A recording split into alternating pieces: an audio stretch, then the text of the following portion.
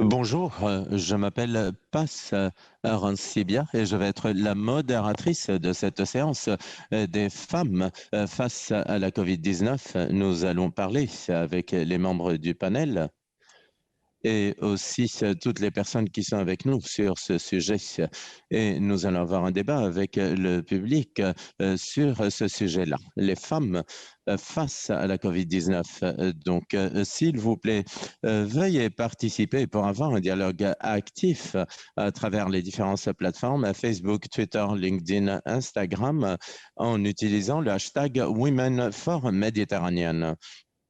Et aussi, vous avez l'application de la conférence pour améliorer votre expérience. Vous pouvez avoir votre agenda personnalisé. Vous pouvez vraiment travailler en réseau selon vos intérêts, selon les intervenants, les personnes qui vous intéressent en suivant. Bien sûr, le format en live à écran complet. Pendant la présentation de ce panel, nous sommes au milieu de la pandémie de la COVID et partout dans le monde, il y a beaucoup de pays qui sont en train de renforcer leur politique de confinement pour faire face à la COVID-19. Et pourquoi ce sujet, vraiment, ce débat et ce dialogue est tellement important? Parce que bien sûr, nous voyons que l'impact de la COVID-19 est vraiment très important, surtout pour les femmes et les jeunes. Mais les femmes ont un rôle prédominant pour faire face à cette pandémie. Bien sûr que vous avez plus de 70% des forces de la santé qui sont occupées par des femmes, mais par contre, elles ne sont pas dans des postes de pouvoir. Et les femmes, elles sont sujettes aussi à des violences de la part de patients et de collègues. Et surtout, pendant cette pandémie de la COVID-19, les femmes sont en train vraiment de supporter les impacts de la pandémie. La crise et la réponse avec les confinements ont augmenté ces violences contre les femmes. Nous avons un panel de femmes absolument incroyables qui vont parler de tous ces défis auxquels font les femmes et des opportunités. Comment faire en sorte que les femmes puissent vraiment améliorer leur processus de prise de décision pour faire face à la COVID-19. Mais en premier lieu, je souhaiterais vous présenter une enquête. Vous avez l'enquête à laquelle vous pouvez répondre à travers la page ou à travers l'application. Vous avez 30 secondes pour répondre à cette enquête. Donc la question au public aujourd'hui est considérant que les femmes font 70% du personnel de santé. Quel est le pourcentage de représentation des femmes dans des postes clés? 50%, 25% ou 5%? S'il vous plaît, commencez le vote. Et si vous avez des questions ou des commentaires, vous pouvez utiliser toutes les plateformes Twitter, LinkedIn, Instagram et Facebook en utilisant notre hashtag Women for Mediterranean. Et la réponse est 25% de femmes occupent des postes clés. Et permettez-moi de vous présenter notre premier intervenante, Madame Fatma Saïn. Elle est ingénieure et politicienne. Elle a été ministre de la famille en Turquie. Bienvenue, Madame Saïn. Et ensuite, Madame Haïfa Al-Kailiane, qui est la représentante du Forum des femmes. Elle est économiste et aussi elle se centre sur les sujets relatifs à la sécurité. Et elle est leader, ça a été l'unique commissaire pour le monde arabe. Bienvenue, Madame Al-Kailani. Et maintenant, je vais me centrer sur deux questions. Vous n'avez pas plus de 10 minutes pour répondre à ces questions. Donc, à l'impact. Et puis ensuite, nous allons avoir un dialogue avec le public. Madame Saïn, comment on peut s'assurer du leadership des femmes et une représentation égale dans les postes clés et de prise de décision?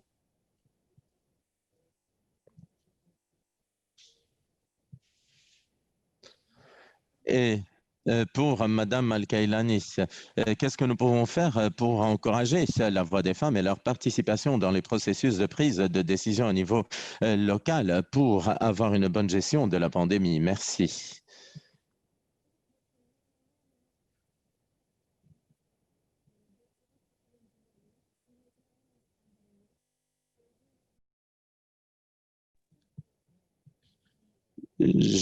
En premier lieu, je voudrais saluer la présidence d'ONU Femmes, les participants et le public.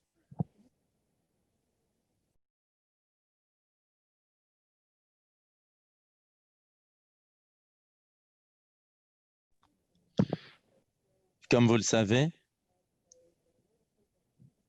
nous avons une population de 2 millions de personnes et nous avons plus de 500 000 réfugiés et entre 70 et 80% de ces réfugiés sont des femmes.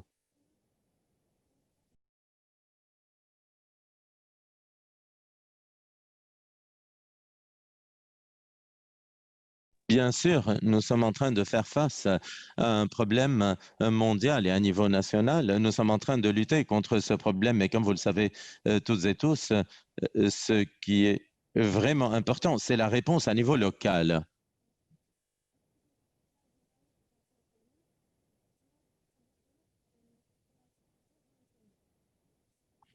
Et si vous n'avez pas une infrastructure de services de santé et de services sociaux qui soit forte, il est impossible de faire face à ce défi.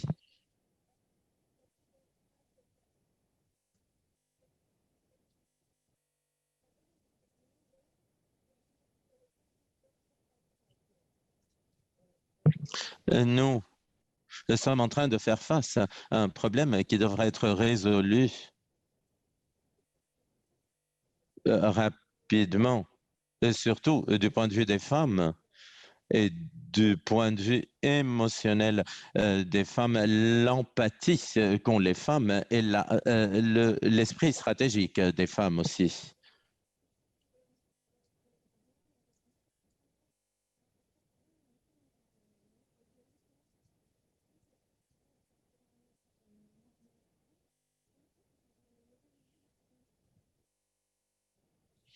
Après avoir lu le rapport qui a été publié par notre conseil scientifique, nous avons vu l'importance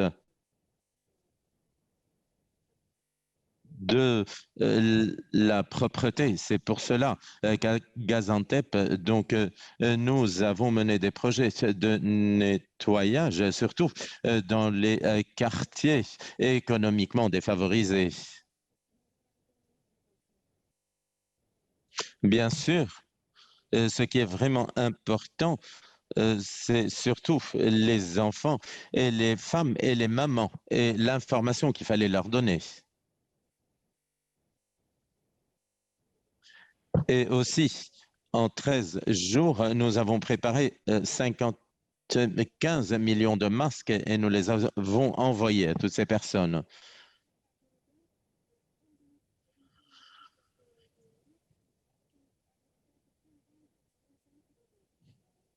Et aussi, nous avons plusieurs activités de sensibilisation pour vraiment parler des deux sujets principaux, le port des masques et la propreté.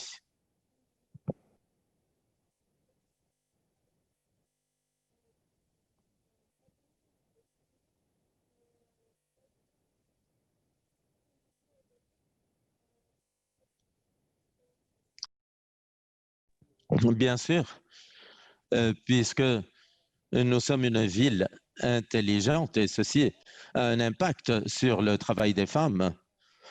Pendant que les personnes restaient chez elles confinées. Les femmes ont mené beaucoup de travail et des services. C'est pour cela que nous avons des services pour les soutenir.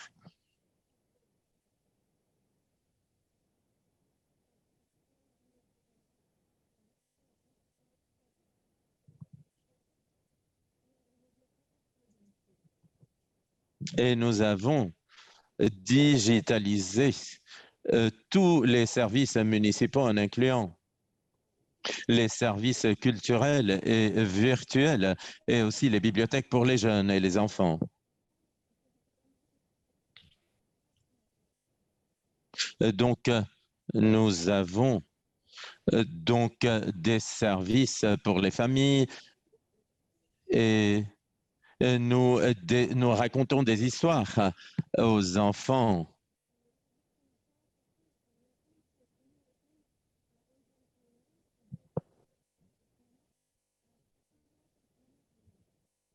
Et aussi, nous avons un concept général de la gestion de la vie sociale et nous avons changé nos priorités selon ce plan.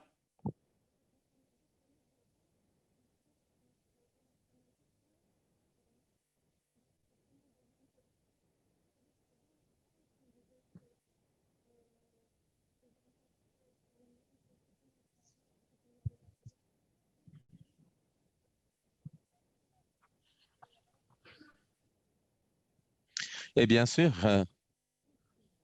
les décisions au niveau national donc ont réouvert les écoles des enfants. Mais nous avons mis en place plusieurs services comme la distribution de masques, la désinfection des écoles et aussi l'utilisation de désinfectants pour le ramassage scolaire, pour les voitures et en imposant la distanciation sociale. Et aussi, nous avons distribué beaucoup d'informations aussi dans notre ville.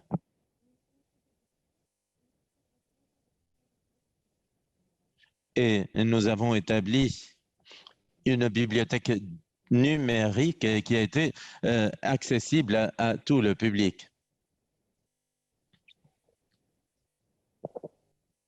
Et nous avons essayé de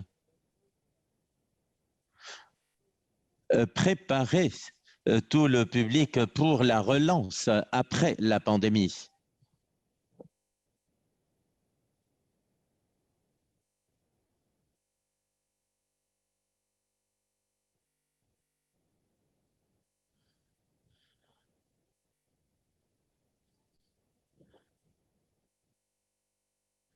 Et nous avons vu l'importance de la sécurité alimentaire et aussi c'est l'importance de la chaîne d'approvisionnement.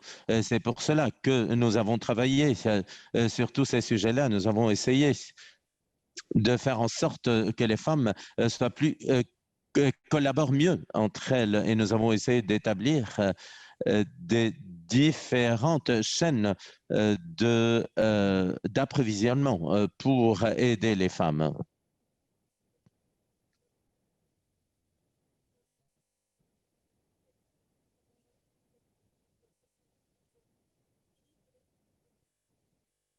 Et, et bien sûr, l'économie familiale est vraiment très importante et le rôle des femmes est absolument significatif pour préserver la stabilité économique des foyers et pour préserver l'économie au niveau des communautés. Nous avons créé des programmes et des projets qui sont centrés sur les femmes et sur le renforcement de leurs capacités et leur autonomisation.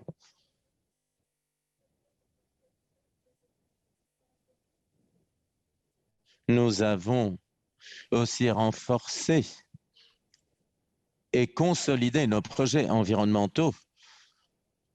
Nous avons travaillé pour renforcer notre programme d'économie verte et aussi nous avons travaillé sur la qualité du sol, de l'eau, de l'air et de la santé en général.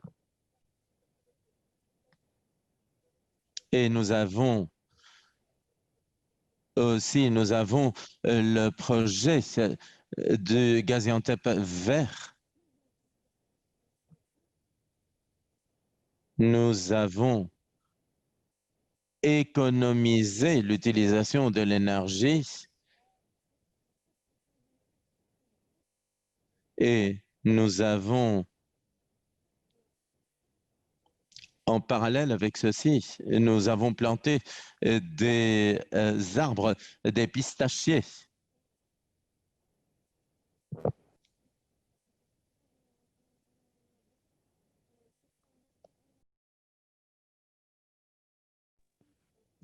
Et nous avons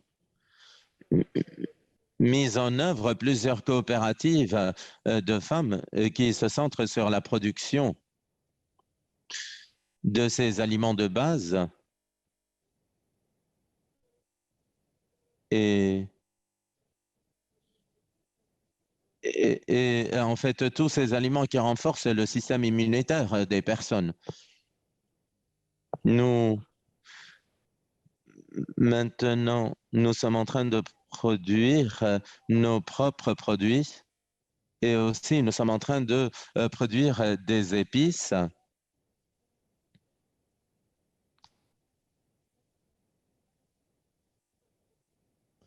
Et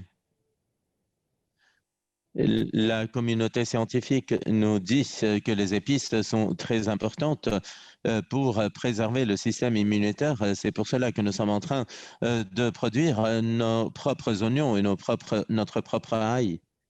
Et les producteurs de ces produits sont surtout des femmes. Et aussi, nous sommes en train de vendre partout dans le monde nos produits.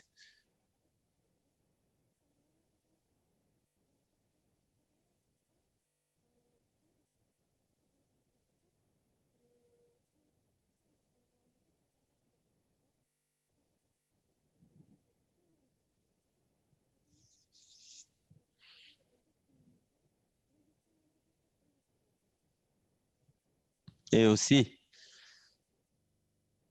nous sommes en train d'essayer de stabiliser l'économie parce que vous savez que l'impact négatif de la COVID-19 est en train d'avoir un impact très négatif, surtout pour les femmes. C'est pour cela que nous sommes en train de créer beaucoup de programmes de collaboration pour protéger la stabilité économique des femmes et nous pouvons voir que nous avons pu atteindre beaucoup de succès dans ce sujet. Et donc, sans les femmes, nous ne pouvons pas avoir d'économie, nous ne pouvons pas avoir une démocratie. Et la démocratie et le développement sont absolument base pour l'avenir des êtres humains. Donc, merci, merci beaucoup. Merci, Madame Sahin. Et maintenant, je vais poser la même question à Madame Al-Kailani. Vous avez la parole. Merci. Merci, Madame Paz. C'est un plaisir pour moi, comme fondatrice du Forum international de femmes arabes, de participer aujourd'hui dans ce mouvement et cette conférence des femmes pour la Méditerranée. Pour répondre à cette question, donc, je voudrais vraiment parler de ce sujet, de cette phrase qui est très importante d'ONU Femmes. Beaucoup de ceux qui prennent les décisions et pour la réponse à la pandémie sont des hommes. C'est parce que les femmes dans la région MENA et dans plusieurs régions dans le monde n'ont pas encore le même degré de participation dans la prise des décisions importantes dans les gouvernements, dans les parlements, dans les cabinets ministériels ou dans les grandes entreprises. Et partout, c'est pour cela que les questions du genre sont surtout des hommes qui prennent les décisions là-dessus. C'est pour cela qu'il faut avoir des mesures politiques pour s'assurer que le leadership des femmes et l'inclusion des femmes est fait à tous les niveaux de la société pour pouvoir faire face à la COVID et pour pouvoir relancer la vie après ceci. Je vais parler de certaines des mesures qui sont vraiment très importante et en général et puis ensuite les mesures spécifiques pour les femmes en premier lieu. Donc il faut renforcer le rôle de la société civile. Nous sommes vraiment très fiers dans la zone MENA de voir pendant les 15 dernières années, presque 2 décennies, donc un espace où les femmes sont en train d'occuper le centre des sociétés. Nous sommes vraiment un espace vraiment plein de vie et les femmes sont engagées dans la société civile, dans les zones MENA, presque dans tous les pays. Nous sommes vraiment très fiers de voir ceci. Ceci est vraiment très important. Nous devons encourager de plus en plus la participation des femmes dans la société civile parce que c'est l'espace où les femmes peuvent vraiment faire entendre leur voix. Il est vraiment très important d'autonomiser de plus en plus de femmes dans la vie publique et dans les parlements. Nous avons vu beaucoup d'avancées dans la zone MENA pendant les 2 dernières décennies. Nous voyons de plus en plus de femmes qui participent au Parlement, de plus en plus de femmes dans les cabinets ministériels, dans les conseils de la Shura et des femmes juges, des femmes ambassadeurs. Nous avons vu des nombres très importants de femmes maintenant qui participent à la sphère publique, mais les chiffres sont encore très bas. Et l'espace des femmes dans les parlements de la zone MENA est moins de 18%. C'est pour cela qu'il faut renforcer la voix des femmes dans les endroits où la législation clé est en train d'être créée et qui a un impact sur les vies des personnes. Il faut vraiment autonomiser plus les femmes dans le secteur privé et soutenir les femmes entrepreneurs parce que nous savons quand les femmes prospèrent, les familles et les communautés prospèrent. Ceci est vraiment très important. Et comme nous avons vu, nous sommes vraiment très fiers du progrès qui a été atteint, mais ce n'est pas assez. Nous avons vu beaucoup de femmes maintenant qui participent au secteur privé, qui sont entrepreneurs, qui jouent un rôle très important dans tous les secteurs. Mais quand nous voyons la participation des femmes dans la force de travail dans la zone MENA, nous voyons qu'elle est vraiment peut-être la plus basse présence dans le monde. C'est pour cela qu'il faut encourager de plus en plus de femmes. Et quand nous voyons la pandémie, non seulement dans la zone MENA, mais partout dans le monde, les entreprises féminines ont reçu l'impact le plus fort de la pandémie parce que les femmes travaillent dans des secteurs de services textiles, services qui sont hospitaliers qui ont été vraiment très affectés par la pandémie. Nous devons soutenir les femmes parce que nous savons que quand nous assurons la sécurité des femmes, les familles, les communautés sont sûres. Nous devons soutenir l'entrepreneuriat, soutenir les femmes pour créer leurs petites et moyennes entreprises et les micro-entreprises. Elles créent des postes de travail pour les autres, mais aussi elles investissent leurs fonds pour améliorer la vie de leur famille, une meilleure vie familiale pour les enfants et elles participent mieux dans l'économie. Et leur participation est absolument vitale. Et bien sûr, l'éducation est vraiment très importante et nous avons toutes, pendant cette pandémie, été affectés et nous avons utilisé de plus en plus de technologies. Regardez maintenant, 7 mois après le début de la pandémie, comment nous avons toutes et tous appris à utiliser de plus en plus de technologies. C'est pour cela que nous avons besoin que les femmes soient autonomisées aussi et renforcer leurs capacités virtuelles et numériques pour qu'elles soient efficaces et pour qu'elles puissent à tous les niveaux partager. C'est pour cela qu'il faudrait combler la brèche digitale pour renforcer leurs capacités et les former aussi. Nous avons besoin aussi pour avoir des données basées sur le genre, pour comprendre parfaitement comment les hommes et les femmes reçoivent l'impact de cette pandémie, mais aussi nous avons besoin aussi de comprendre l'impact social de la pandémie, la violence domestique, l'interruption des carrières, l'impact négatif Nous devons promouvoir l'égalité des genres et le leadership. C'est pour cela que nous devons adopter des approches nuancées dans l'étude et l'analyse des données. Pour que tout ceci ait lieu, nous avons besoin de toutes les parties prenantes, les gouvernements, le secteur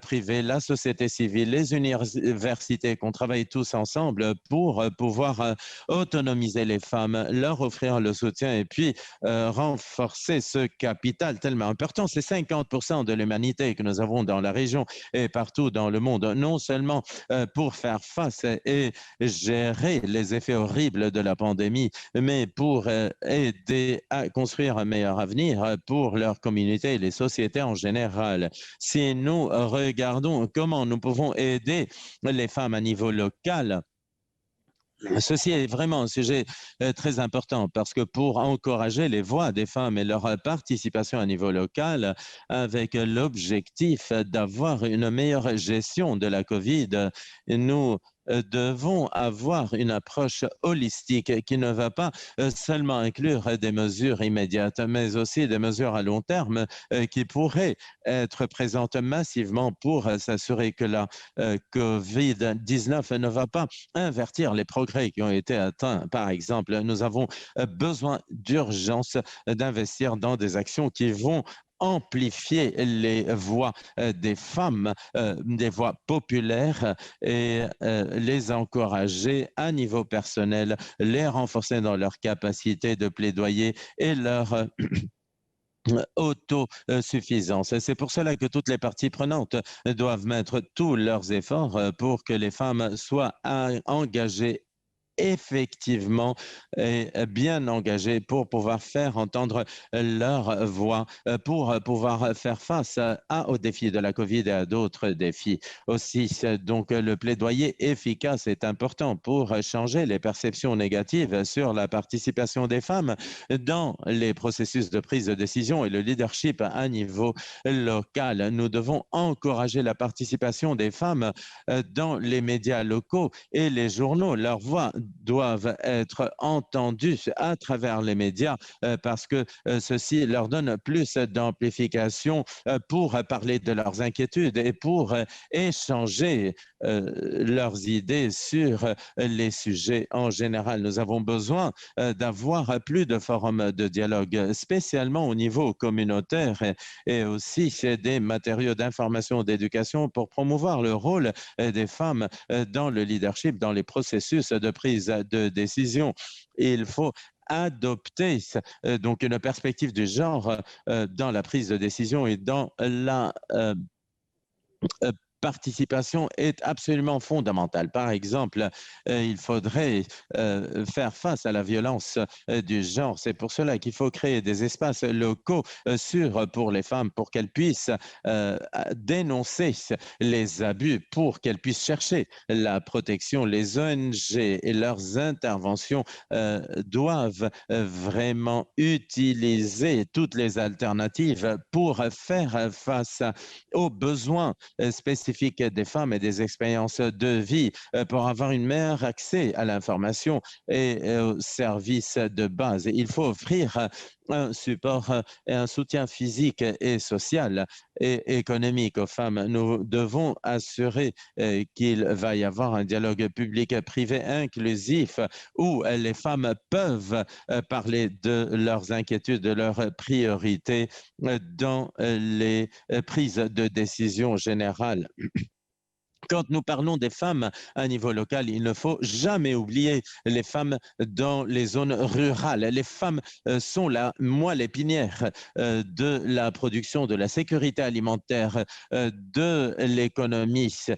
Donc, c'est pour cela qu'il faut qu'il y ait des politiques qui soient sensibles au genre dans les zones rurales, surtout pour les économies rurales. Et maintenant, il n'y a pas trop de temps, donc je vais parler rapidement. Il faut assurer qu'il y ait un meilleur accès des femmes à l'information et à la participation dans la prise de décision et dans l'analyse des données. Il faut s'assurer que les femmes rurales ont accès au marché et aux ressources parce que pendant la pandémie, les marchés ont fermé et si les femmes, elles ne peuvent pas vendre leurs produits. Donc déjà, elles ont des problèmes économiques, elles vont perdre encore plus de recettes et elles, leur famille et leur communauté vont avoir subir l'impact négatif. Il faut renforcer la résilience des femmes rurales aussi face au choc. Il faut étendre l'accès des femmes à l'assistance sociale et nous devons aussi nous adresser la question de la violence conjugale et vraiment essayer de résoudre ce problème. Les droits des femmes doivent être un élément clé de la réponse à la pandémie et de la résilience à long terme des femmes. Et j'aimerais conclure en recommandant que de même que la résolution 1325 sur le rôle des femmes dans la construction de la paix, les Nations unies doivent et devraient adopter une résolution des Nations unies relative à la lutte des femmes pour faire face à la COVID-19 et à la relance après la COVID. Cette pandémie va avoir des impacts pendant les années à venir et le rôle des femmes maintenant et dans l'avenir est absolument crucial et une résolution des Nations unies similaire à la résolution 1325 vraiment qui va se centrer sur le rôle des femmes face à la COVID-19 et après la COVID-19 va mettre les femmes dans le cœur des politiques publiques sur ce sujet et d'autres sujets, va faire en sorte que toutes les femmes vont participer dans toutes les communautés, soit-elles à un niveau, à n'importe quel niveau, le niveau populaire ou à tous les niveaux de prise de décision dans les sociétés. Merci beaucoup, Madame Al-Kailani. L'idée clé, c'est l'autonomisation des femmes dans les parlements et renforcer leur voix partout. Merci beaucoup. Et maintenant, nous allons continuer notre débat avec trois membres du panel. Donc, permettez-moi de poser ma deuxième question. Vous pouvez répondre. Donc, vous avez un bouton en bas à droite. Vous pouvez utiliser l'appli pour répondre. Vous devez peut-être mettre à jour la page. La question au public est comment vous estimez l'argent que les femmes dans les secteurs de la santé et sociaux, 1,3 milliards, 6,5 milliards, 1,2 milliard d'argent qui est vraiment dédié au secteur de la santé et des services. J'invite à tout le monde à participer à la séance de questions-réponses avec tous les membres du panel. Écrivez vos questions, utilisez toutes les plateformes, Twitter, Instagram, Facebook. Vous utilisez toujours notre hashtag Women for Mediterranean. Je ne sais pas si nous avons la réponse à l'enquête, à la question. Quelle est donc la valeur monétaire en dollars de travail non payé des femmes dans le secteur social en général? 1,3 milliard de dollars par an. Ça, c'est l'impact économique de ces femmes-là. Et maintenant, je vais présenter Madame Marie Kawa. Elle a été ministre de la coopération internationale en Jordanie. Elle a été la directeure de l'Organisation mondiale du travail en Afrique et elle a une expérience dans le développement international. Madame Kawa, vous avez la parole. Docteur Karimiro est membre du Conseil international des infirmières et des sages-femmes. Elle est la vice-présidente de l'organisation norvégienne des sages-femmes et Madame Sinclair Delier de Kelker est la présidente de Mothers Matter, qui est une organisation internationale qui a mis les femmes au centre de sa mission en leur offrant un soutien pour un meilleur monde. Bienvenue, Madame. Et je vais continuer maintenant avec les questions. Et je voudrais vous rappeler que vous n'avez pas plus de 10 minutes pour votre réponse. À Madame Kawal, est-ce que je peux vous demander quel système de protection sociale et politique d'emploi vont offrir plus de support aux femmes pour, par exemple, l'emploi, l'éducation, les services de santé? Et ma question à Dr Bureau, comment pouvons-nous nous assurer que les processus de prise de décision incluent bien les voix des femmes? Et ma question pour Madame Lidekek, jusqu'à quel niveau la COVID-19 fait plus visible le rôle des femmes dans l'éducation? Est-ce que nous pouvons mettre l'éducation et les services dans le cœur des prises de décision gouvernementales? Madame, merci beaucoup. C'est vraiment un grand plaisir d'être avec vous aujourd'hui et merci pour cette question excellente. Je vais commencer en disant que le monde est en train de faire face à des circonstances exceptionnelles qui nous a menés dans des circonstances qu'on n'avait pas vécues. Mais quand nous parlons de l'impact de la pandémie de la COVID-19, je pense qu'il doit toujours y avoir une lueur d'espoir. Et comment pouvons-nous voir ceci? Parce qu'il y a des personnes qui perdent la vie et des foyers sont détruits tous les jours. La réponse est simple. C'est la première fois où vraiment les sujets de santé et de protection ont été vraiment les plus importants. Et maintenant, nous sommes en train de revenir au fondement du développement et des droits des personnes, donc le droit à l'économie, le droit à la santé. Donc, il faut penser aux milliards, non seulement les milliards de dollars qui ont été utilisés pour lutter contre la pandémie, c'est juste une fraction de ce que nous avons dépensé pour vraiment les services de santé et la protection sociale à tout le monde et avant la pandémie. Donc, la réponse pour répondre à la crise financière a été différente en 2008. Donc, nous n'avons pas mis les personnes au centre de la prise de décision. Donc, voilà.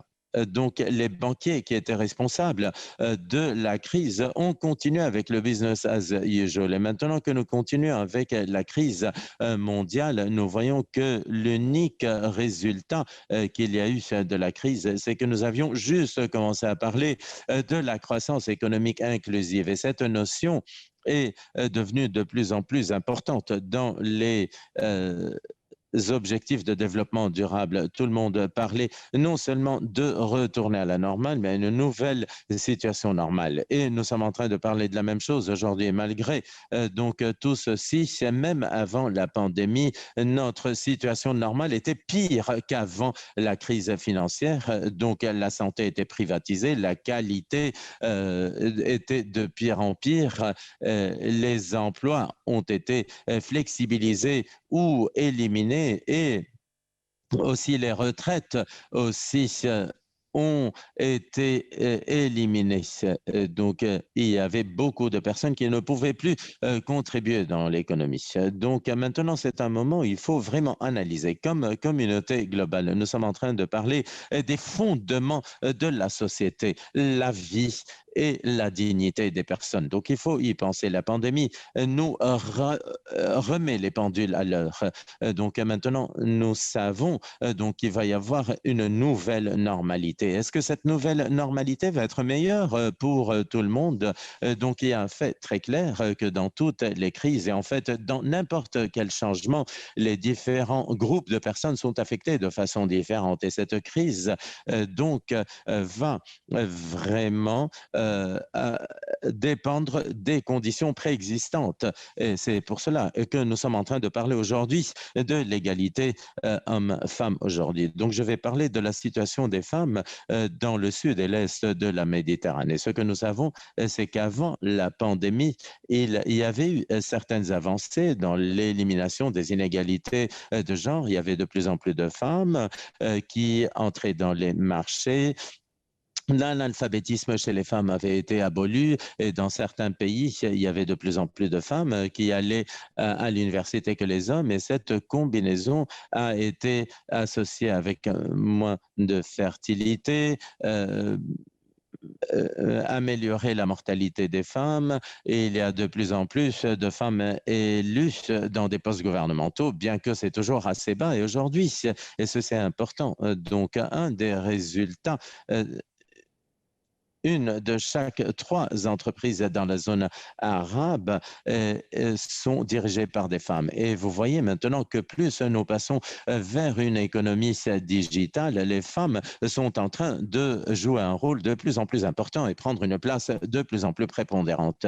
Néanmoins, malgré toutes ces avancées, les femmes sont toujours en train de faire face à des problèmes dans tous les aspects. Donc, les lois, par exemple, qui ont à voir avec le mariage, le droit des enfants d'avoir la nationalité des mères, l'héritage, la liberté de voyager, la représentativité, et même dans le monde du travail, les salaires des femmes sont moindres et les femmes, elles ont plus d'obstacles pour entrer sur le marché et pour conserver leurs emplois.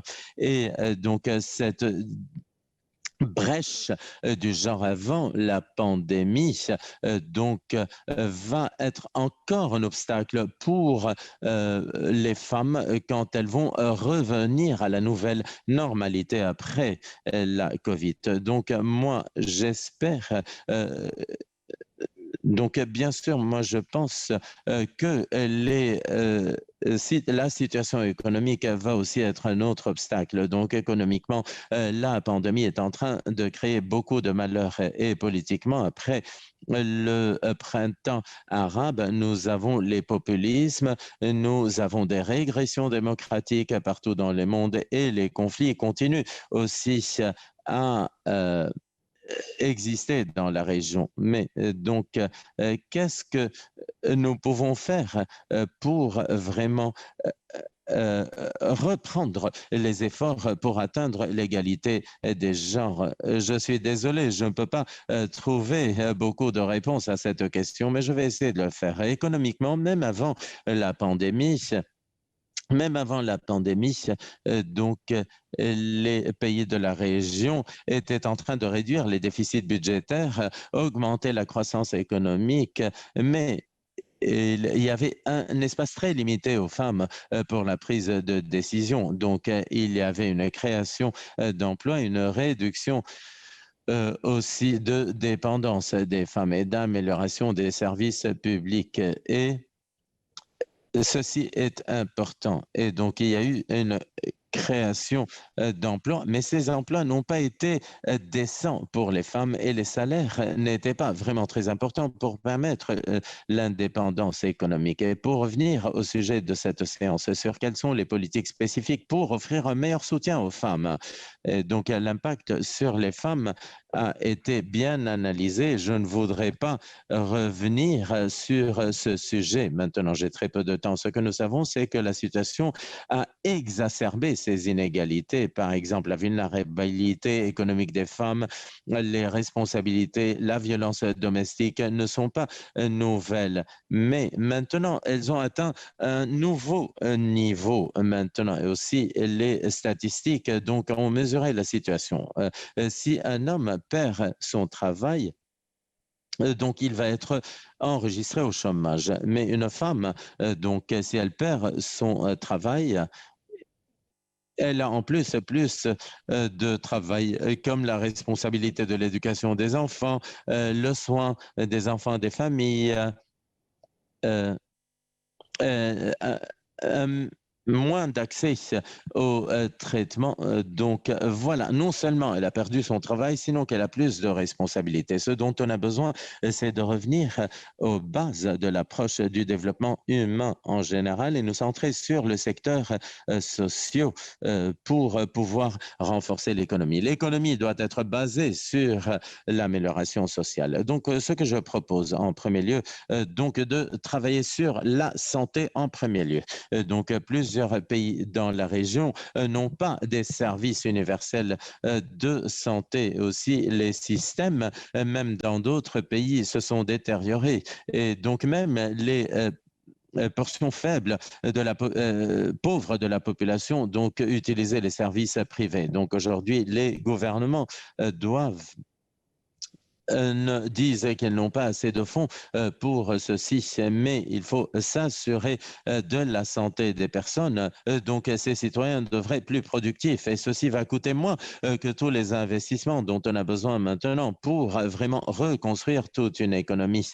Les systèmes de soins universels vont améliorer la qualité de vie des personnes et vont améliorer donc la qualité de leur participation dans l'économie. Et je suis en train de parler du long terme. Donc, pour ce qui est du court terme, il faut s'assurer que les femmes, elles ont accès aux droits reproductifs et aux soins de santé reproductive dans le système de santé.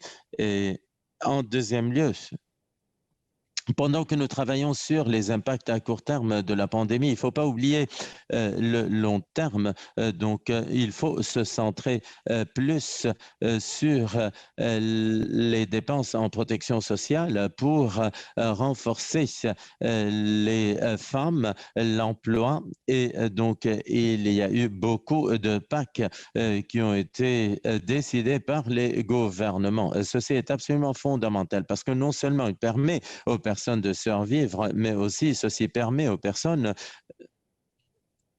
de travailler mieux. Donc, l'économie va survivre. Donc, et aussi, il y a une opportunité pour vraiment renforcer les mécanismes de protection sociale, par exemple l'inclusion, l'informalité, où les femmes sont concentrées. Donc, en général, elles travaillent en agriculture, elles sont travailleuses domestiques, etc. Tous ces secteurs informels, il faudrait les renforcer aussi. Donc, les systèmes de protection sociale aussi peuvent améliorer la couverture et motiver les employés informels à devenir formel et en changeant les cadres formels pour inclure les secteurs vulnérables qui existent.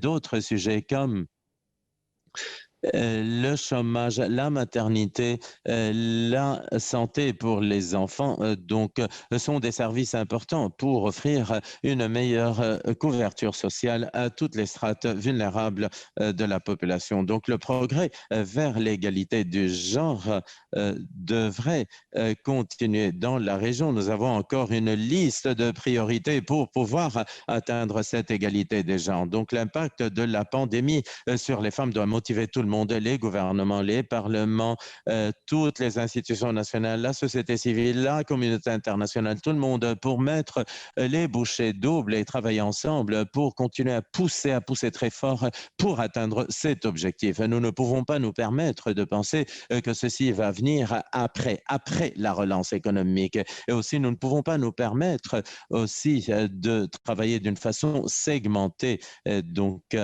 si nous voulons vraiment un changement fondamental. Le changement fondamental est quand tous les efforts sont ensemble en train de travailler d'une façon synchronisée. Donc, pour conclure, donc, il est vraiment très important de mettre les vies au centre de la réponse à la COVID-19 et de nous assurer qu'en aidant les femmes et en ayant les femmes présentes dans la prise de décision, nous allons avancer. Bien sûr, il va y avoir des gens qui vont dire non. Donc maintenant, ce n'est pas la priorité. Maintenant, il faut relancer l'économie. Et nous sommes ici pour dire non, pas maintenant. Maintenant, l'égalité du genre va être et est toujours une priorité. Merci beaucoup.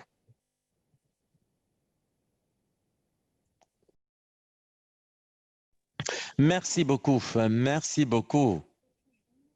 Docteur Bureau, est-ce que je pourrais vous demander de prendre la parole, s'il vous plaît? Merci, merci beaucoup. Bonjour et merci pour m'inviter à parler avec vous aujourd'hui avec ce panel distingué de la conférence Women for Mediterranean. Je représente le Conseil internationale des femmes, c'est une organisation de 135 associations d'infirmières dans le monde et nous parlons au nom de 27 millions d'infirmières dans le monde, 7,3 millions en Europe et 1,1 million dans le sud et l'est de la Méditerranée. On a déjà dit ici que 70% de la force des services de santé, ce sont des femmes. Les infirmières sont 59% des professions de la santé. Les femmes représentent 89% de cette force en Europe et 78% à l'est de la Méditerranée. Donc, les infirmières, ce secteur est vraiment dominé par les femmes. Donc, les infirmières offrent des services en ligne de front pour faire face à la pandémie. Plusieurs personnes ont été hospitalisés, très malades, et il y avait un risque pour leur vie et plus d'un million, 1,33 millions sont morts. Donc, c'est pour cela que les infirmières ont été absolument critiques pour la survie des personnes et la mort digne. Les infirmières sont les uniques personnes qui sont à côté des patients pour les aider à prendre leurs mains. Et partout dans le monde, la grande majorité des gouvernements n'étaient pas préparés pour faire face à cette pandémie. Déjà en janvier, donc l'ICN était en contact avec nos associations membres en Chine et elles nous ont dit que l'association chinoise était en train de faire face à un manque cruel d'équipements de protection, masques, gants, etc. Il y avait même un manque d'appareils de ventilation pays après pays. Ceci a été un défi pour les infirmières et les travailleuses de la santé qui n'étaient pas protégées et qui étaient vulnérables partout dans le monde. Il y avait un manque de préparation qui a eu un impact très important sur ces personnes qui luttaient en première ligne. Déjà en janvier, donc notre ICN a parlé dans les médias, a demandé au gouvernement de faire face à cette obligation d'aider le personnel de santé.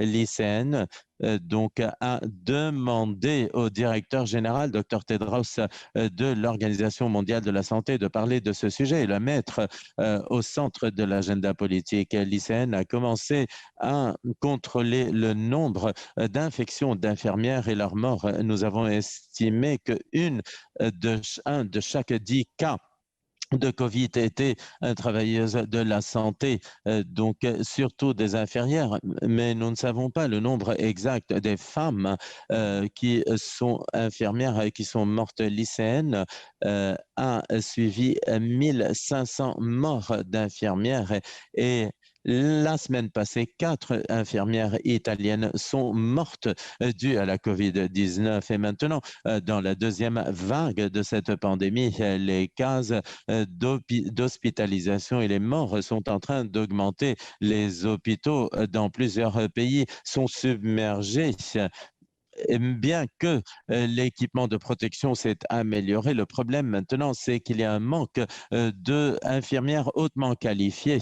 Les infirmières doivent s'occuper de plus en plus de patients et certaines doivent aller travailler même si elles sont malades. Les gouvernements dans plusieurs pays maintenant sont en train de déployer un personnel militaire pour aider le staff des hôpitaux ou envoie les patients dans d'autres pays, bien que les infirmières apprécient le support spontané des personnes, mais ceci n'est pas assez. La pandémie nous a montré que nous savons tous que les infirmières, qui est une profession surtout féminine, ne font pas part de la prise de décision politique. Quand nous posons une question sur qu'est-ce qu'il faut faire pour s'assurer que les femmes participent au développement des politiques et à la prise de décision, moi je pense qu'il y a un long chemin à faire.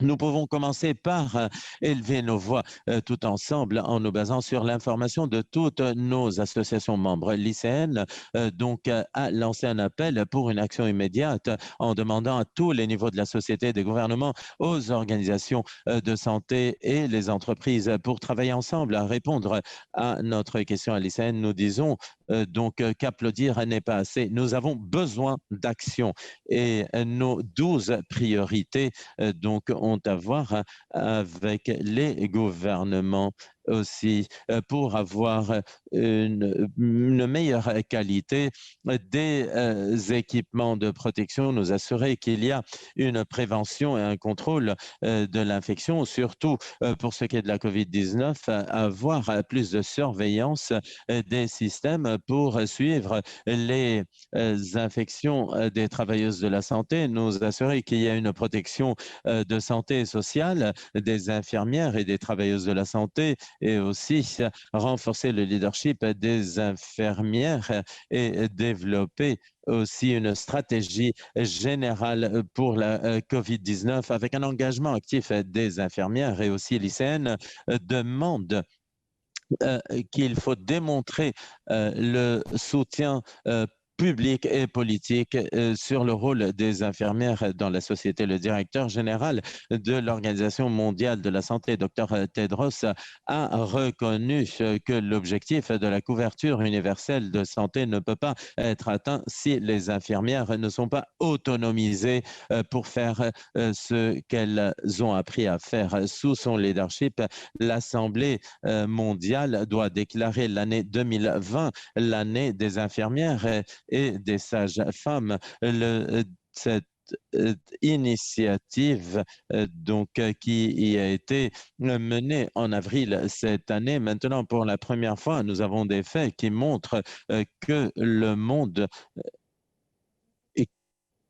n'a pas une force de services de santé aussi importante pour faire face aux crises et aux pandémies.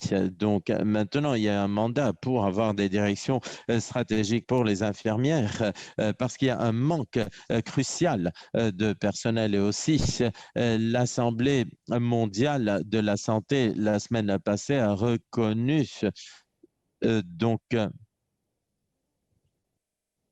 a reçu le prix des directeurs généraux pour le travail dans le renforcement du rôle des infirmières et pendant la réception de ce prix, on a reconnu le rôle des infirmières et des travailleuses de santé pour lutter contre la COVID-19. La représentante a dit que les applaudissements ne sont plus acceptables. Maintenant, l'ICN a dit que les infirmières partout dans le monde reconnaissent ceci. Et moi, je pense que le docteur Tedros et la princesse Mouna de Jordanie qui a parlé au nom des infirmières aussi ont parlé du rôle des infirmières et du personnel de santé féminin, de leur importance. C'est pour cela qu'il faut vraiment nous assurer que les infirmières doivent participer dans la prise de décision. C'est pour cela qu'il faudrait sensibiliser sur notre contribution. Il faut qu'on présente notre voix et nos attentes très claires à la société. Il faut aussi offrir aux infirmières la possibilité de pouvoir parler, documenter leur situation et renforcer leur leadership. Nous devons inspirer l'action. Nous avons besoin de champions comme Dr Tedros pour pouvoir renforcer le rôle des infirmières et la voix des infirmières et leur rôle dans la prise de décision. Merci. Merci beaucoup, Dr Bioro. Et maintenant, je passe la parole Madame Ledekeke. Merci beaucoup pour votre invitation à cette conférence. J'ai vraiment l'honneur d'être avec vous. Votre question était jusqu'à quel point la COVID-19 est aider pour faire en sorte que le problème de soins de santé et de l'éducation soit visible. Je voudrais parler de soins et de l'éducation non comme un problème parce que normalement on voit ceci comme un problème, comme un obstacle, sinon que les soins sont une ressource nécessaire pour notre présent et notre avenir. Il est devenu un problème, mais ce n'est pas un problème. Les soins sont un besoin, c'est un trésor, c'est une ressource, c'est un besoin. Nous avons toujours besoin de soins à un certain moment de nos vies parce que notre survie dépend de ceci. Le soin est un trésor, donc prendre soin des autres non seulement est nécessaire, c'est une chose qui fait en sorte que nous soyons heureux, heureuses. Et les soins est une ressource qui est indispensable pour soutenir les économies mondiales, mais en même temps, le soin particulièrement les soins qui ne sont pas payés, qui est surtout mené par les femmes, les mères, donc n'est pas reconnu dans les PIB, mais il est au centre des inégalités de genre. Et comme on a dit avant, la pandémie a exacerbé ces inégalités. Je vais parler seulement de quelques-unes pour renforcer ce que je suis en train de dire. Parce que quand les inégalités s'appliquent aux soins et à l'éducation, une partie de la population mondiale est exclue de son propre avenir et ceci va avoir un impact direct sur toutes et tous. Donc c'est qui paye le prix? Les personnes les plus vulnérables, on l'a déjà dit, les enfants en particulier, les enfants qui immédiatement vont être envoyés à travailler après la fermeture de leurs écoles et qui ne vont jamais revenir aux écoles. Les filles qui vont être mariées et qui ne vont jamais aller à l'école. Les enfants qui sont victimes d'abus et de violences domestiques. Les enfants qui n'ont pas le bénéfice du soutien de leurs parents, mais qui au contraire sont les victimes du stress extrême de leurs parents, des enfants qui n'ont pas accès à la digitalisation, la numérisation, les enfants dont les écoles n'ont pas les moyens pour pouvoir ouvrir avec les mesures de sécurité suffisantes. Mais les femmes aussi sont en train de payer un prix, les femmes, les mères, parce que les soins ont un coût et le coût n'a jamais été distribué d'une façon juste. Les femmes, généralement, elles ne sont pas justement payées et surtout pour ce travail qui a été dramatisé par les effets de la pandémie. Pendant les confinements, les parents ont dû s'occuper de leurs enfants pendant qu'ils étaient en train de travailler de la maison. Ceci a eu un impact très important sur l'emploi des mères et l'emploi des pères aussi. Et ceci a renforcé aussi ce qu'on appelle très bien donc la brèche salariale des mères. Paradoxalement, peut-être une bonne nouvelle de cette pandémie, c'est qu'elle a fait en sorte qu'il soit plus visible l'importance des soins et de l'éducation. Les personnes, donc maintenant, elles ont vu que les soins sont vraiment très importants. Ceci a montré que les hommes et les femmes, les infirmières, comme nous avons vu, mais aussi leurs employeurs, tout le monde s'est rendu compte que le soin est une responsabilité qui concerne tout le monde et qui ne peut pas être ignoré. Il est temps de parler des soins comme une responsabilité collective de toutes et tous. Récemment, le secrétaire général des Nations Unies a dit, et je vais le citer, la pandémie nous a montré qui est en train de faire le travail, comment ce travail est fait et que ceci est vraiment très important. Ce qui est important, ce sont les infirmières, les professeurs, les personnels de santé. Comme président de l'MMM, j'insiste pour dire que les mères et les pères aussi ont fait le travail.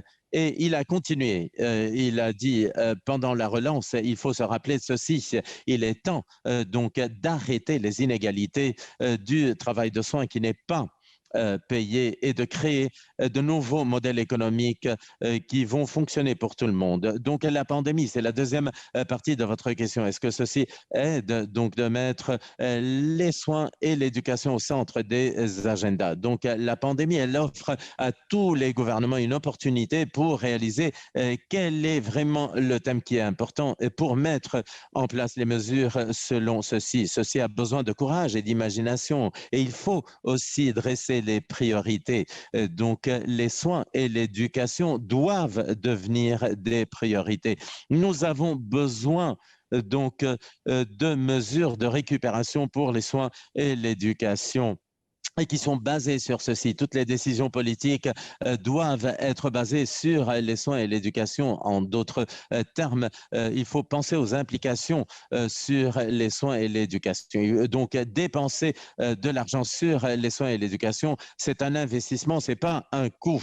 Donc, permettez-moi trois suggestions. En premier lieu, le développement des enfants, deux, sur le produit, le PIB, et trois, sur les personnes normales qui vont mener le changement. Donc, en premier lieu, donc le développement des enfants en bas âge. Il faut donner une priorité à tous les projets qui ont à voir avec le développement des enfants en bas âge pour atténuer les effets immédiats à long terme de la pandémie. Parce que si nous changeons le début de l'histoire, nous allons changer toute l'histoire. Et donc, l'analyse coût-bénéfice a toujours montré que si on investit dans le développement des enfants en bas âge, c'est l'investissement le plus puissant qu'un pays peut faire et qui va avoir un impact très important sur la croissance économique. Donc le PIB, notre système économique actuel ne reconnaît pas encore le rôle important de soins et de l'éducation, surtout les soins qui ne sont pas payés. Les gouvernements doivent être créatifs.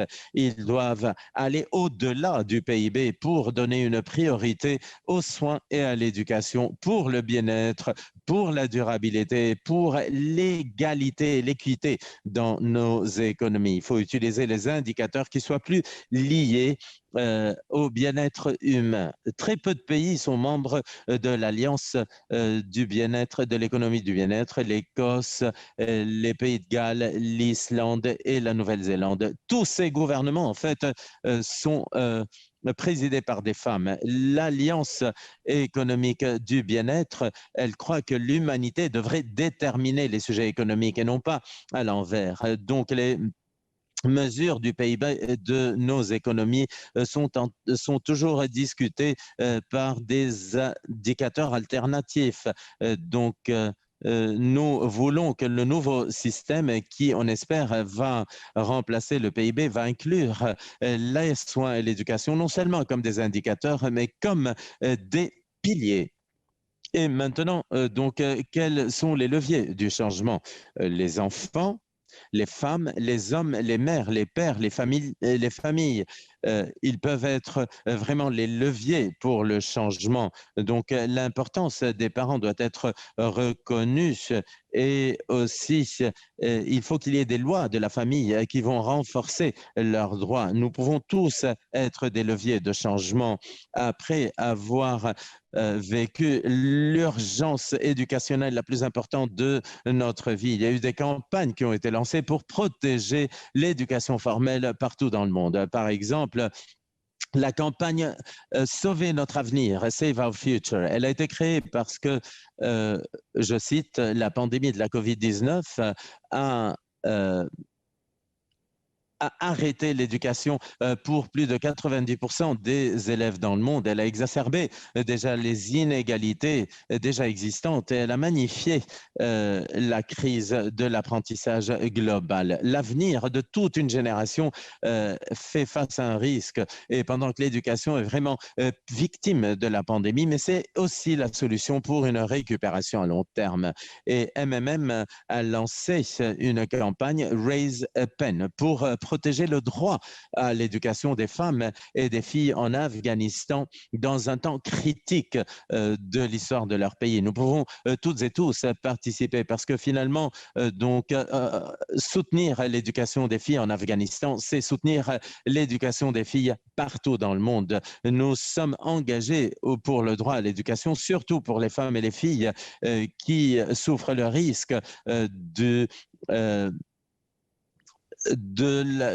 ne pas pouvoir aller à l'école. Ceci est clé pour réduire les inégalités qui croissent pendant les temps de pandémie et pour faire un meilleur monde. Les mères dédient beaucoup de temps pour s'assurer que leurs enfants vont à l'école et pour leur offrir une opportunité de vivre une vie digne, pour réaliser leurs rêves et atteindre leur potentiel. Nous savons aussi que les mères éduquées, elles ont des enfants mieux éduqués et en meilleure santé. Vous allez voir toutes ces campagnes dans la galerie vidéo et les plateformes ici dans cette conférence. Regardez autour de vous, voyez s'il y a d'autres campagnes, participez.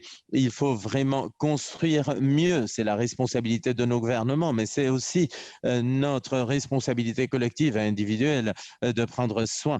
Un autre effet positif de la pandémie, c'est que dans certaines familles, les parents et les enfants vraiment ont beaucoup apprécié de passer un temps ensemble. Donc, la créativité et l'imagination vont être nécessaires pour vraiment reconstruire mieux et pour améliorer le bien de tous. En prenant soin les uns des autres, nous allons vraiment créer une différence, et en particulier en prenant soin des enfants, parce que leur avenir est dans nos mains, mais notre avenir aussi est dans les mains des enfants. Et merci beaucoup pour votre attention. Merci. Merci beaucoup à toutes.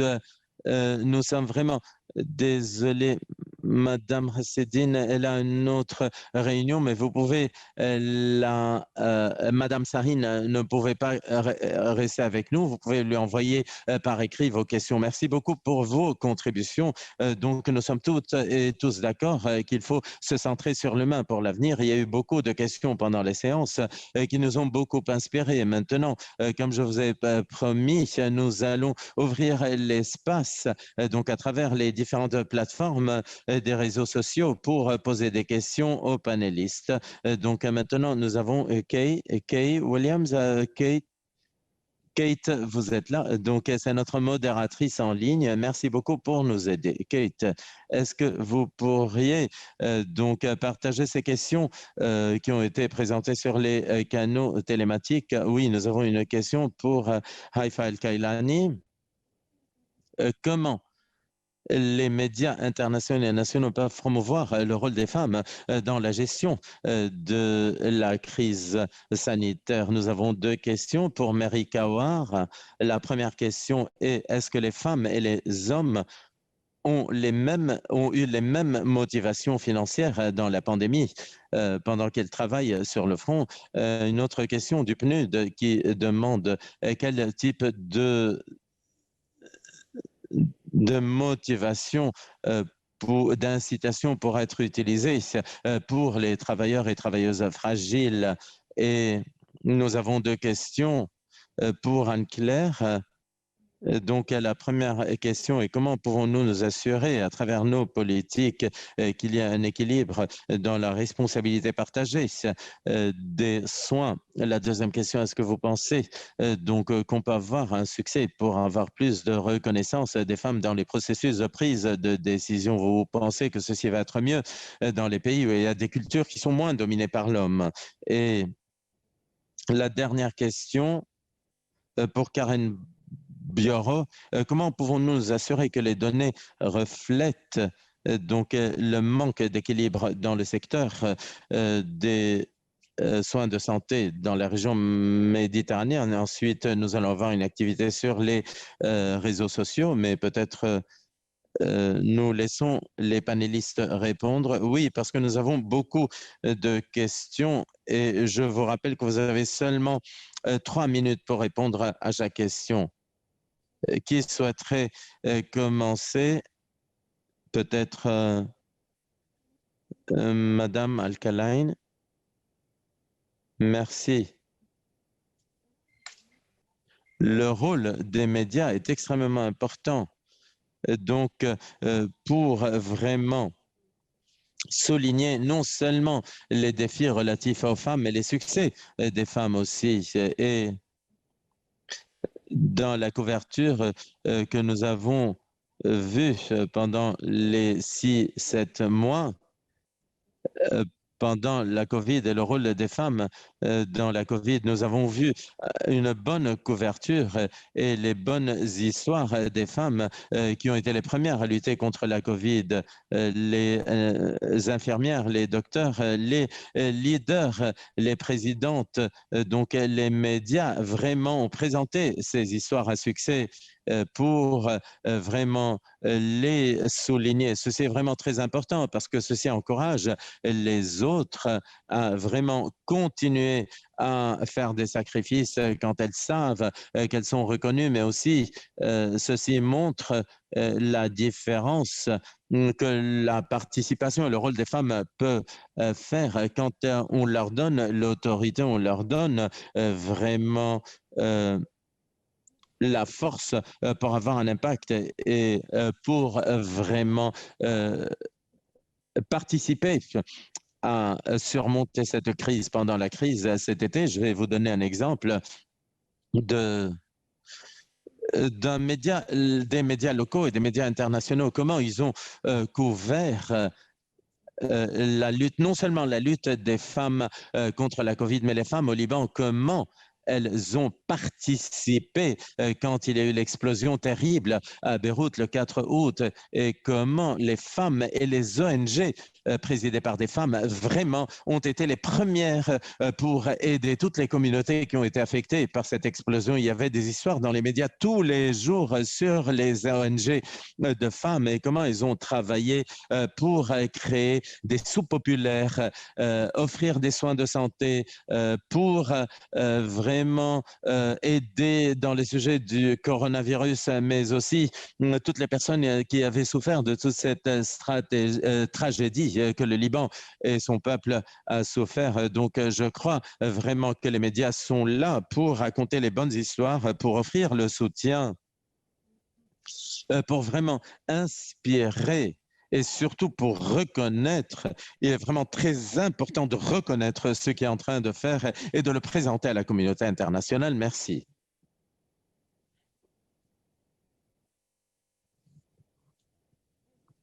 Je serais heureuse. Pardon. J'étais en train de donner la parole. Pardon.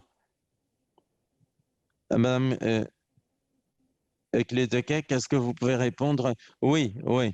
Voilà, comment pouvons-nous nous assurer donc une, un équilibre dans la prise de décision? Bon, maintenant, donc avant que l'enfant n'arrive, donc il n'y a pas de problème de santé, comme on a dit avant. Donc, moi, je pense qu'encourager la participation des pères pendant la naissance de l'enfant est vraiment très important. Il faut inclure aussi les pères dans les juste après la naissance aussi, dans les congés paternité aussi. Il faut encourager les pères aussi de participer.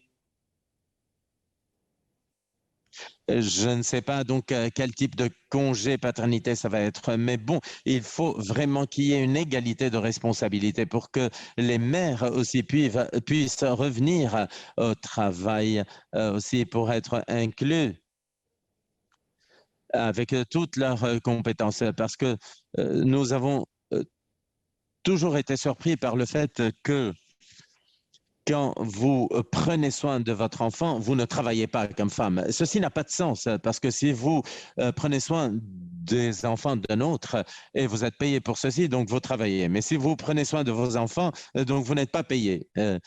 Et donc, vous ne pouvez pas réincorporer le marché du travail. Donc, il faut vraiment changer la façon de penser. Il faut vraiment offrir une possibilité aux mères et aux pères de quitter le marché du travail et de revenir. Voilà, ce sont deux mesures entre plusieurs autres qu'il faudrait renforcer. Merci beaucoup. Et maintenant, Madame Kawa, est-ce que vous souhaiteriez prendre la parole? Oui. En fait, j'ai deux questions. En premier lieu, donc, quelles sont les incitations financières pour les hommes et les femmes euh, dans la situation post-Covid? Je ne sais pas si j'ai bien compris les questions, mais j'aimerais vous dire ce que je connais. Donc, quelles ont été les mesures gouvernementales en Jordanie où je suis basé, en fait, quelles ont été les références au genre dans ce soutien? Donc, les gouvernements ont offert aux petites entreprises un soutien pour qu'elles puissent survivre et ne pas fermer. Et puis aussi, elle a offert des crédits aux grandes entreprises pour faire la même chose. Et aussi, elles ont offert quelques mois de salaire pour ce qu'on appelle donc les travailleurs informels. Donc c'est un programme pour soutenir les travailleurs et les entreprises pour pouvoir surprise. Mais et c'était biaisé au niveau du genre. Donc, les crédits pour les grandes entreprises, c'était surtout des crédits pour les hommes. Donc, les travailleurs journaliers, et donc il fallait montrer leur carte d'identité familiale. Et comme vous savez que c'est surtout les hommes qui ont cette carte de famille. Donc, si vous êtes une fille ou une mère ou une femme, donc vous n'aviez pas le livret de famille. Donc, il y avait un manque de participation des femmes dans ces mesures de réponse qui étaient inégales face aux hommes et aux femmes. Et aussi, un autre problème, c'est que tous les centres de jour de santé étaient fermés. Donc, beaucoup de femmes ont perdu leur travail déjà et beaucoup de femmes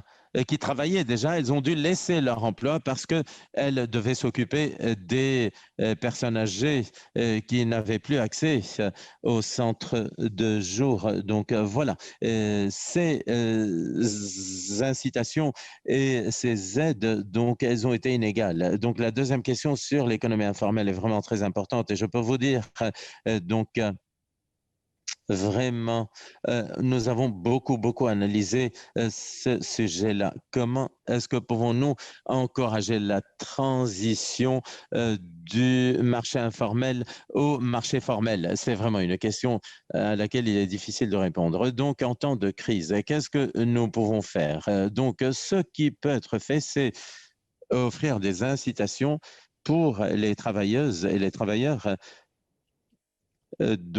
pour, par exemple, devenir des travailleurs indépendantes, mais sans payer peut-être les taxes la première année, disons. Donc, ceci pourrait être une incitation. Est-ce que ceci pourrait nous aider pour formaliser cette économie? Et puis, donc, tout n'a seulement pas à voir avec les impôts, mais ce qui est important, c'est quel type de services les gouvernements vont offrir à ces travailleuses pour les encourager à participer officiellement. Elles vont avoir accès à la formation, à des incitations fiscales, je ne sais pas, des contrats dans l'économie informelle, des contrats dans la structure des marchés publics gouvernementaux. Donc, comment pouvons-nous travailler sur les incitations pour démontrer que les travailleuses dans l'économie informelle sont dans une situation très fragile et précaire et pour vraiment créer plus de confiance entre l'économie informelle et le gouvernement, parce que c'est là où le bas blesse, où le gouvernement les voit comme des personnes qui ne veulent pas payer des impôts et les personnes qui pensent, bon, qu'est-ce que je reçois du gouvernement? Donc, je ne devrais pas m'enregistrer comme travailleur indépendant. Donc, voilà, c'est pour cela qu'il faut travailler sur ces sujets-là pour améliorer la situation. Merci beaucoup, Madame Kawar. Docteur Bioro, est-ce que vous souhaiteriez répondre à la question sur le secteur des services de santé? Oui, tout à fait. Oui, parce que je pense que nous avons besoin de données. Je pense que dans ma première présentation, je me suis référé au rapport mondial sur les infirmières qui offre une documentation très claire et qui montre le manque cruel de femmes dans les postes clés. Parce que vous voyez donc que les femmes sont très présentes dans les services de santé. Donc, il est vraiment très important que cette ressource vraiment de grande valeur pour nos sociétés et qu'elle soit représentée aussi au niveau du leadership aussi. Et quels sont les postes critiques ou clés pour représenter les infirmières? Les directrices générales des infirmières. Et nous voyons que dans l'Est de la Méditerranée, seulement 54% des pays qui ont répondu et qui ont envoyé leurs données, elles ont en fait ce poste-là de la directrice générale des infirmières dans le monde. C'est très peu dans les régions européenne, c'est 86% seulement des pays. Mais en fait, la question aussi, c'est est-ce que ces femmes-là, elles sont soutenues et autonomisées pour qu'elles puissent prendre des décisions.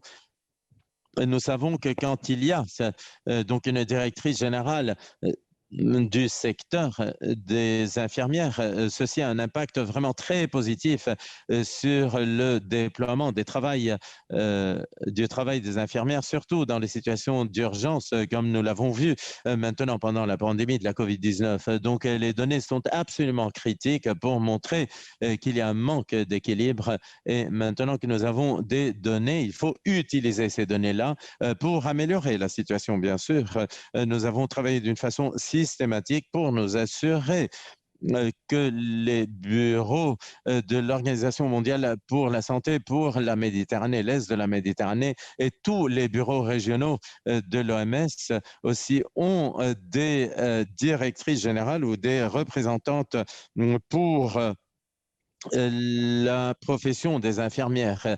Maintenant, nous n'avons pas encore ce poste de coordinatrice partout dans le monde et nous sommes en train de travailler pour avoir ces postes-là partout dans le monde parce que moi, je pense que ceci sera un signal fort pour les gouvernements dans la région méditerranéenne européenne pour vraiment créer ce poste de coordinatrice ou de directrice des soins infirmiers dans les pays. Donc, voilà, moi, je pense que ceci serait vraiment un pas en avant pour notre secteur et pour la société en général, parce que ce poste-là est critique. Merci beaucoup. Je vais inviter Kate. Kate, il n'y a plus de temps. Est-ce que vous pouvez nous donner juste 30 secondes de qu'est-ce qui se passe sur les réseaux sociaux, Twitter, Facebook, Instagram. Est-ce que vous pouvez vraiment résumer ceci en 30 secondes? Oui, il y a beaucoup de personnes qui parlent de chiffres que nous avons vus de 25% des postes des femmes en poste clé dans les soins de santé. Donc, la modératrice de cet après-midi, elle a parlé de ceci. Elle dit que nous ne pouvons pas revenir à la situation d'avant. Il est temps de changer. Il y a des personnes qui parlent du besoin de reconstruire mieux les femmes dans la santé. Donc, elle devrait être plus reconnue. Donc, dans la séance de cet après-midi, on va en parler. Donc, il faut relancer mieux, il faut reconstruire mieux, le besoin aussi de penser à l'avenir. Et Mary Kawar, ce matin, elle a posé comment la pandémie a affecté les femmes pour ce qui est des soins de santé. Elena Dali, la commissaire pour l'égalité, elle a lancé le hashtag Gender Equal Strategy, la stratégie d'égalité de genre, pour s'assurer qu'en Union européenne, en Méditerranée orientale et sud aussi, pour travailler sur des indicateurs d'égalité entre les hommes et les femmes. Merci, merci beaucoup Kate. Donc maintenant, nous avons atteint la fin de notre séance. Je vais demander aux membres du panel pour vraiment résumer. C'était 2 minutes. On va essayer en 1 minute maintenant. 1 minute. Quelles sont les idées les plus importantes que nous avons partagées aujourd'hui? En 1 minute, donc pour conclure sur le rôle des femmes en première ligne de lutte contre la COVID-19. Oui, oui. Je souhaiterais dire que notre débat et la crise ont souligné l'importance de la collaboration entre toutes les parties prenantes à tous les niveaux pour pouvoir gérer la pandémie et pour pouvoir reprendre du poil de la bête. Il faut continuer avec ce débat, il faut continuer à travailler ensemble, comme nous avons fait aujourd'hui, pour initier un dialogue vital, qu'il y ait vraiment des liens de connexion pour renforcer de nouvelles stratégies, des initiatives, de nouvelles idées, pour pouvoir relever les défis de la région méditerranéenne et au-delà, et aussi pour renforcer l'engagement des femmes, l'inclusion des femmes et le leadership et la participation complète des femmes dans la gestion de la récupération de la COVID-19. Ceci est absolument vital, non seulement pour notre avenir et notre bien-être, mais pour la prospérité et la stabilité de la région méditerranéenne dans l'avenir. Merci beaucoup. Merci. Madame Claire de Keck. J'aimerais aussi conclure en disant une chose, quelque chose que tout le monde a dit. Oui, les femmes vraiment font la différence, non seulement parce qu'elles sont mères, mais parce qu'elles ont une perspective du monde, la façon dont elles pratiquent leur travail. Elles sont entrepreneuses, elles sont responsables et ceci vraiment marque une différence. Il faut s'assurer que les filles sont éduquées pour qu'elles prennent toute leur place dans le monde et aussi pour faire participer les femmes. Ceci est absolument clé pour la paix durable et le développement durable aussi. Et les gouvernements et les populations vraiment vont vraiment être avantagés à travers l'inclusion des femmes partout et dans tous les secteurs. Merci beaucoup. Merci. Merci, Madame Kawan. Oui, est-ce que je peux conclure? Les pays partout dans le monde, et spécifiquement dans le sud et l'est de la Méditerranée, il faut passer de juste de la réponse immédiate à la récupération. Donc, non seulement il faut reconstruire mieux, il faut imaginer de nouvelles économies, de nouvelles sociétés. Il faut utiliser ce moment comme une opportunité pour revenir aux bases de la vie, du bien-être, de l'humain et au centre de ceci, donc l'égalité des genres est un pilier fondamental. Merci beaucoup, Docteur Biolo, merci beaucoup. Les infirmières sont engagées avec les patients, avec leur travail. Elles ont besoin d'avoir le soutien de leurs leaders et de leur gouvernement. Les infirmières ont commencé à dire, donc, si on n'a pas une place autour de la table, il faut ramener notre propre siège. Donc, il faut qu'on élève notre voix pour qu'on puisse avoir un impact sur les politiques et sur les gouvernements partout dans le monde. Et je pense que pour que ceci ait lieu, nous devrions vraiment travailler ensemble. Et moi, je pense que cette conférence pourrait être vraiment un levier très important, pas dans cette direction, pour continuer à travailler ensemble, pour vraiment élever la voix des femmes et des femmes qui travaillent dans le secteur de la santé et des soins partout dans le monde. Donc, merci beaucoup pour ce débat tellement intéressant, pour cette conférence de grande importance. Merci beaucoup. Merci à toutes. Et je souhaiterais dire que nous n'allons jamais atteindre les ODD si nous ne développons pas un agenda transformateur où nous mettons les hommes et les femmes au même pied d'égalité. Donc maintenant, je voudrais conclure. Je vous rappelle que la conférence continue. Cet après-midi, nous avons une séance à 14 heures et nous allons travailler cet après-midi sur le leadership équitable dans le monde et le secteur des services de santé partout dans le monde. Donc, je vous encourage à utiliser tous les canaux Instagram, LinkedIn, Facebook en utilisant le hashtag Women for Mediterranean. Merci beaucoup. Donc, soyez responsables et je souhaite d'une bonne santé. Merci beaucoup. Merci à toutes. Merci.